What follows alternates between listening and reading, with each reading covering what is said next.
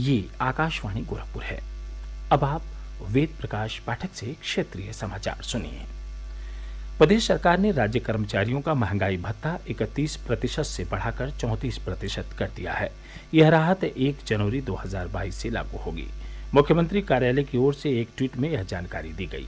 इससे प्रदेश के करीब 22 लाख कर्मचारी, पेंशनर्स और उनके आश्रित लाभान्वित होंगे। भारतीय रिजर्व बैंक ने 4 सहकारी बैंकों की खस्ता हाल वित्तीय स्थिति को देखते हुए इन बैंकों से राशि निकालने पर प्रतिबंध लगा दिया है। इनमें उत्तर प्रदेश के 2 बैंक, बिजनौर का United India cooperative bank limited और बहराइच का national urban cooperative bank limited शामिल हैं।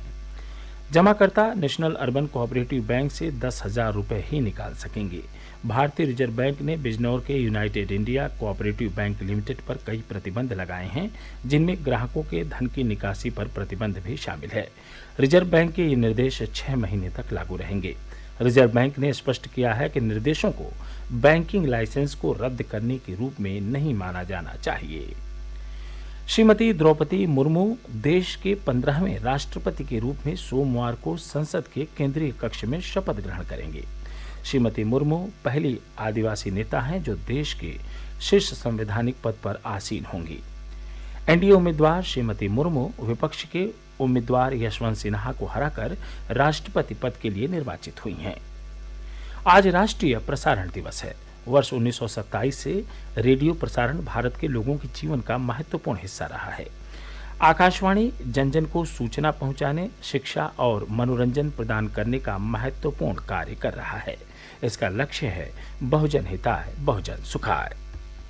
देश में हर वर्ष 23 जुलाई को राष्ट्रीय प्रसारण दिवस मनाया जाता है। 1927 में इसी दिन इंडियन ब्रॉडकास्टिंग कंपनी ने मुंबई स्टेशन से रेडियो का प्रसारण आरंभ किया था। भारत में प्रसारण की शुरुआत ब्रिटिश राज में जून 1923 में हुई, जब बॉम्बे प्रेसिडेंसी रेडियो क्लब और अन्य रेडियो क्लबों ने कार्यक्रमों का प्रसारण आरंभ किया। 23 जुलाई 1927 में हुए एक समझौते के अनुसार private Indian broadcasting company limited को 2 रेडियो स्टेशन संचालित करने की अनुमति दे दी गई। 1 मार्च 1930 को सरकार ने इसका राष्ट्रीयकरण कर अपना प्रसारण शुरू किया। 1 अप्रैल 1930 को 2 वर्ष के लिए प्रायोगिक आधार पर भारतीय स्टेट ब्रॉडकास्टिंग सर्विस की शुरुआत की। बाद में इसे स्थायी कर दिया गया और 8 जून 1936 में उसका नाम रखा ऑल इंडिया रेडियो। सन 1957 में ऑल इंडिया रेडियो को आकाशवाणी के नाम से पुकारा जाने लगा। आज आकाशवाणी भारत की सूचना और प्रसारण मंत्रालय के अधीन संचालित सार्वजनिक क्षेत्र की रेडियो प्रसारण सेवा है। आज लगभग देश के हर हिस्से तक रेडियो की पहुंच है। कांवड़ यात्रा को देखते हुए आज रात 8 बजे से बस्ती लखनऊ 4 लेन पर वाहनों का आवागमन बंद रहेगा। 27 जुलाई की सुबह इसे खोला जाएगा।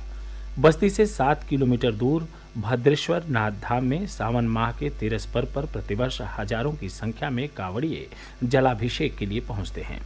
23 जुलाई यानी आज कांवड़िए अयोध्या में सरयू नदी का जल लेने जाएंगे और 24 जुलाई की शाम से लौटना शुरू करेंगे तथा 26 जुलाई को तेरस पर्व पर भद्रेश्वर नाथ मंदिर पर जल चढ़ाएंगे।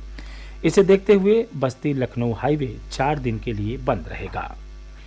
आकाशवाणी समाचार ने प्रतियोगी परीक्षाओं की तैयारी के लिए साप्ताहिक संवाद कार्यक्रम अभ्यास की शुरुआत की है। कार्यक्रम की 17वीं कड़ी आज प्रसारित होगी। इस कड़ी का विषय है लोक प्रशासन। आकाशवाणी समाचार को इस कार्यक्रम के लिए जबरदस्त प्रतिक्रिया मिल रही है और देश भर से प्रश्न प्राप्त हो रहे हैं। इंदिरा गांधी राष्ट्रीय मुक्त विश्वविद्यालय इग्नू के समाज विज्ञान केंद्र में लोक प्रशासन विभाग की प्रोफेसर दुर्गेश नंदिनी श्रोताओं के प्रश्नों के उत्तर देंगी।